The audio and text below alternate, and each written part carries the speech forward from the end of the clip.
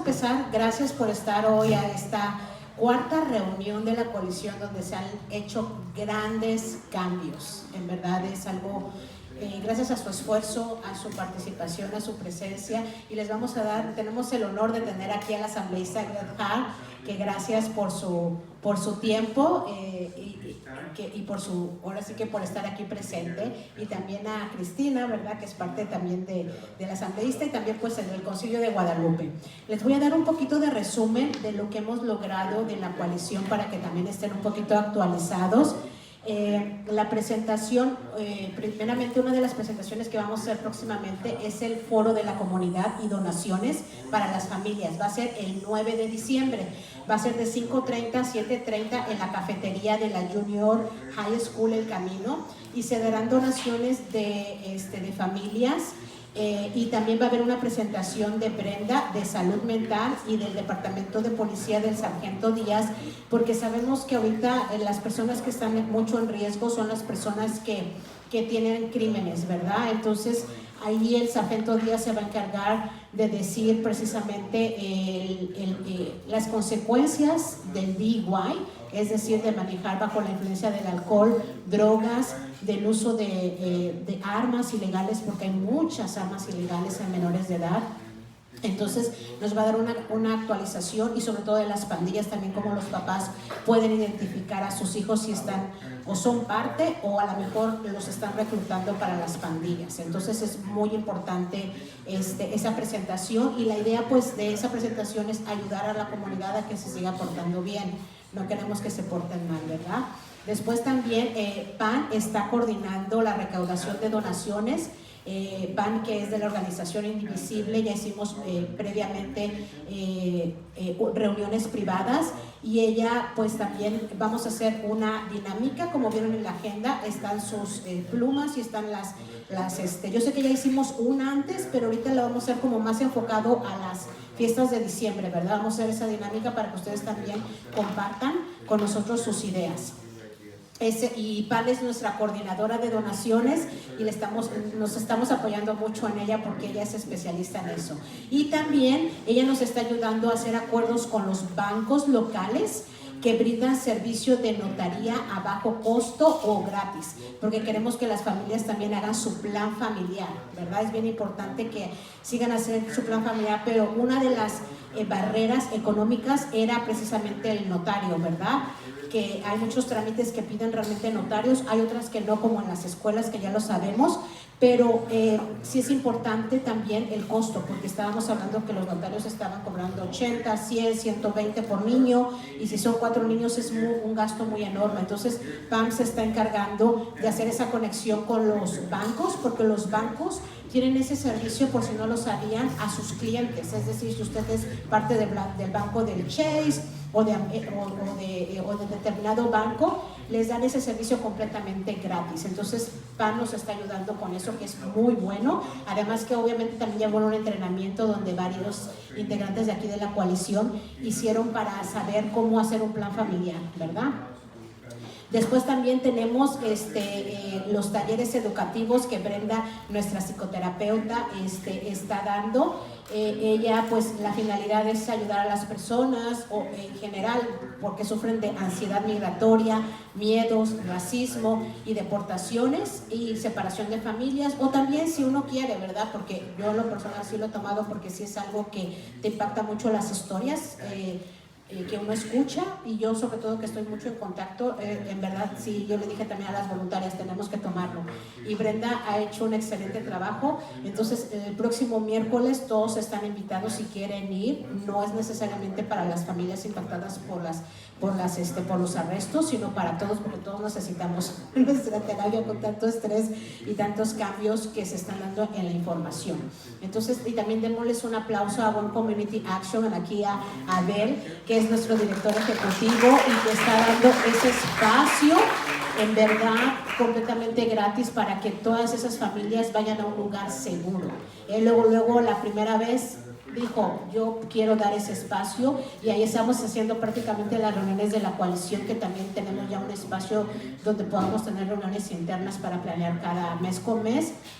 Entonces esos son de los logros que hemos hecho, pero lo principal es su presencia, porque yo sé que cada uno representa un liderazgo en su comunidad, cada uno representa esa fortaleza que necesitamos para todos, porque realmente todos en ciertas formas estamos impactados porque tenemos un vecino, un amigo, alguien que está impactado por estas situaciones tan fuertes, ¿verdad? Entonces, gracias a ustedes por estar aquí, y también quiero agradecer a nuestros donadores One Community Action, que ya como lo nombré, a Mancún Foundation, a The Food Santa Bárbara, a Baby Nutrition y Botánica San Judas, y J&E Cleaning Services, que son parte de nuestros donadores y que hacen posible todo esto, ¿verdad? Desde la comida, los snacks, las sodas, porque todo significa pues gasto, pero gracias a ellos pues lo seguimos haciendo esta coalición. Y en diciembre no vamos a tener una reunión de coalición porque también muchos quieren salir de viaje y descansar, pero sí vamos a tener el foro y iniciamos en enero, pero eso lo vamos a dar más adelante. Entonces damos la bienvenida al asambleísta Gregg Hart, que va a venir a dar nuestra presentación precisamente de cómo ha apoyado a los inmigrantes en este año, destacando sus logros y su significado para las familias, y seguido de un resumen de su papel en sus esfuerzos legislativos que ha ayudado a conseguir. Nosotros en lo particular, en lo personal, lo aprecio mucho porque siempre está con la comunidad y siempre me lo encuentro en los eventos de Santa María, y me alegra mucho tenerlo aquí hoy. Para mí es un honor presentarlo. Bienvenido, asambleísta.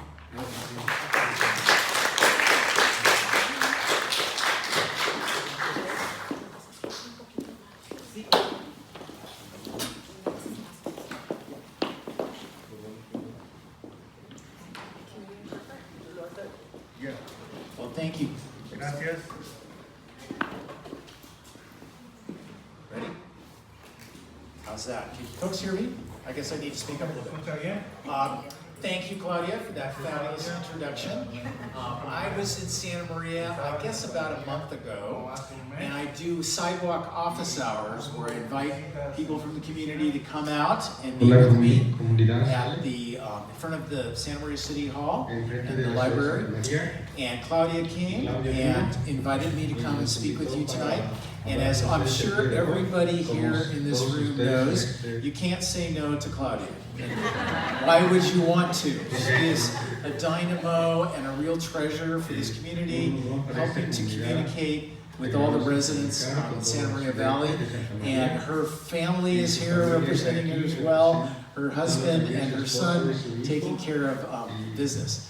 As Claudia mentioned, my name is Gregg Hart.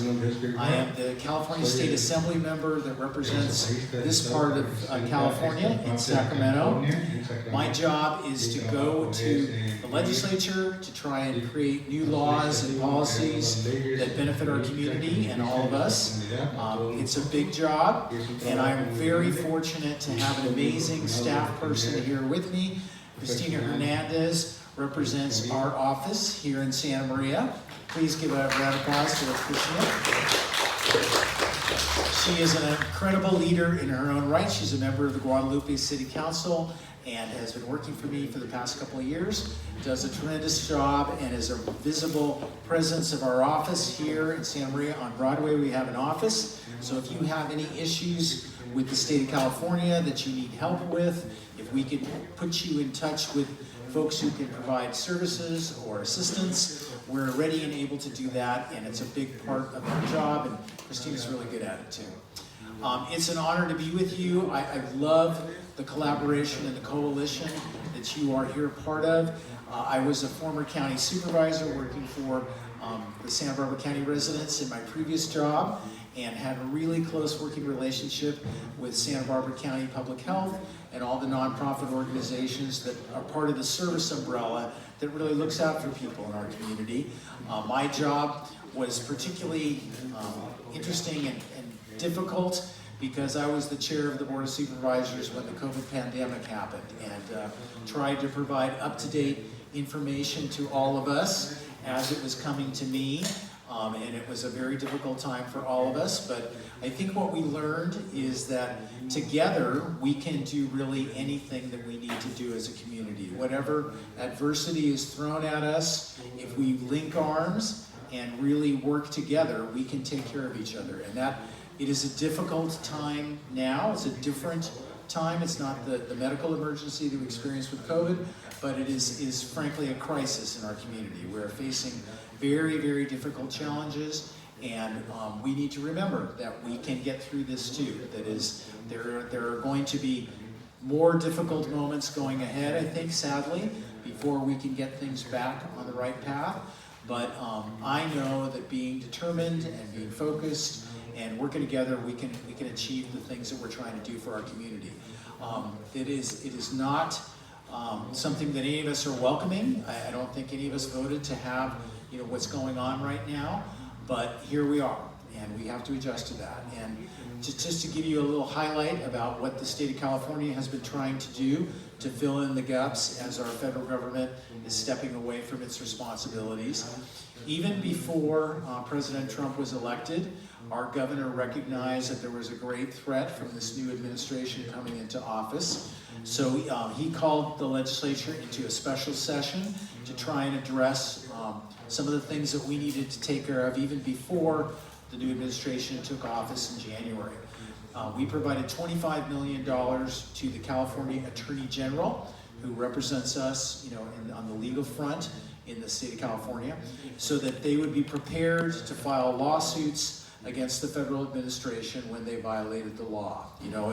It's not a partisan thing, it's not a political thing, it's simply, if the federal government is breaking the law, the California Attorney General wants them to follow the law. And they are filing lawsuits on a daily basis. In fact, at one point, President Trump had been in office 38 weeks, and the Attorney General had filed 44 federal lawsuits to stop unjust federal actions that were happening that affected California residents. And that's really just the tip of the iceberg, because not only are there suits initiated by the state of California through the Attorney General, there are nonprofit organizations all around the state that are also filing suit that the Attorney General is assisting with, and there are national organizations and Attorney Generals in other states too that they are working collaboratively together. So, we're seeing results. Many of those suits have been successful at the very initial stages, even to the point where the Trump administration has conceded that they were violating the law and that they have agreed to settlement terms that would stop the practices. Sadly, there are new issues coming forward every day, so that work is not finished. The Attorney General and all the other Attorney Generals around the country are working day and night to protect our interests as Californians and as Americans. What the federal government is doing in many cases is violently illegal, and we need to do everything that we can to stop that. In addition to the $25 million for the judicial actions, we also provided $25 million in assistance to local community organizations that are protecting immigrant rights. One of the most obvious and really disturbing actions has been the federal government's attack on immigrant families and individuals in our country. And we're doing everything that we can to protect those individuals by making sure they are fully aware of their rights, and that we provide the support services so that people are not vulnerable as best we can. This is a terrible situation, and honestly, the federal government has a lot of authority in the immigration space. States can't actively stop that process, but we can support the people that are feeling victimized, that are really traumatized and terrorized by what's happening. The best, most powerful tool we have will be when we have an election.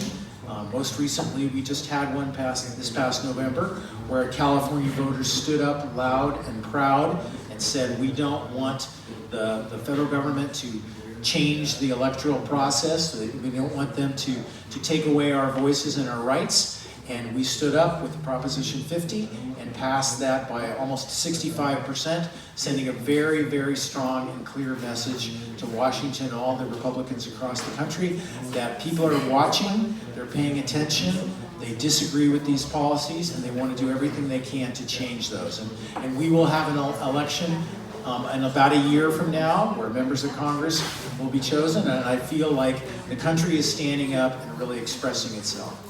But let me talk briefly about what California is trying to do. I'm very, very proud of our state. We have an amazing economy. California is the 4th largest economic power in the world. And we're just a state, we're not a country, but if you took the economic output of the state of California, we would be the 4th largest economic power in the world. We would only be behind the United States, China, and Japan.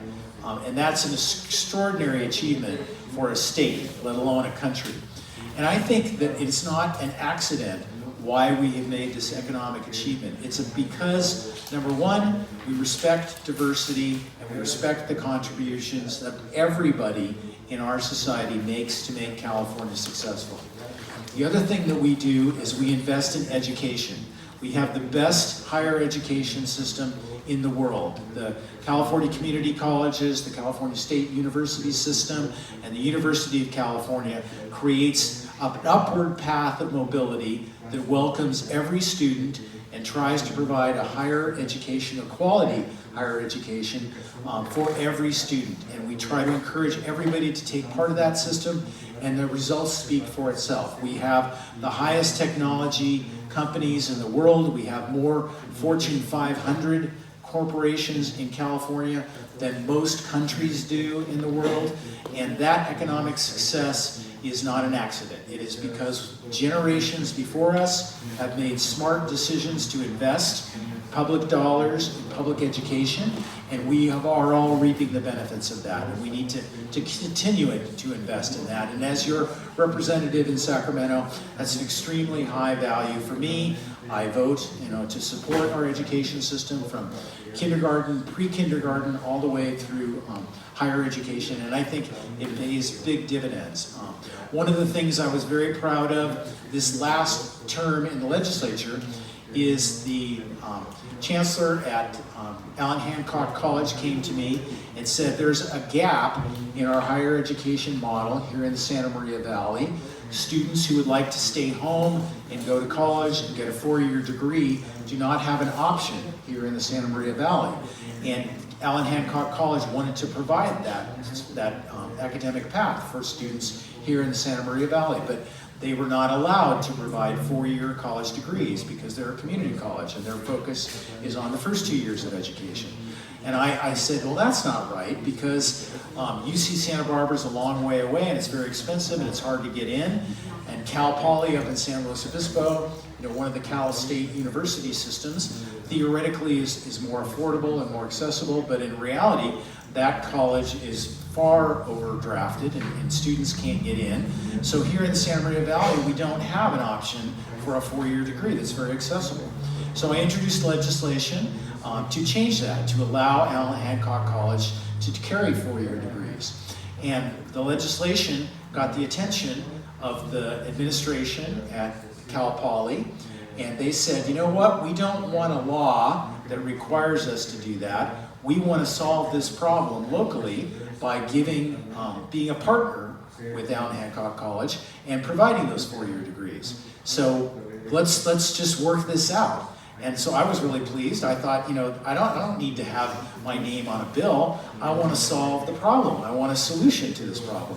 So when Cal Poly came forward and said, we'll provide degrees at Allen Hancock College, we'll use the resources of Cal Poly and bring them to the resources of Allen Hancock, and we'll work this together. And I'm really proud that this fall, that has begun. There's a new program in business management that is underway. The students are enrolled. They're going to get their 4-year degree without having to commute out of the community at a very affordable price. And thank you. It's the kind of thing that we're trying to do in Sacramento to make our community better, to bring state resources into the community. I know all of you are doing incredible work, on so many different areas. I was looking at the agenda of tonight's discussion. You've got services for families, you've got homeless services, rental assistance, food assistance. There are so many needs that we have. Even though we are this amazing economic power, that wealth is not evenly distributed. And there are very many families here in the Santa Maria Valley, across all of Santa Barbara County, that are struggling to get by, and we need to help them.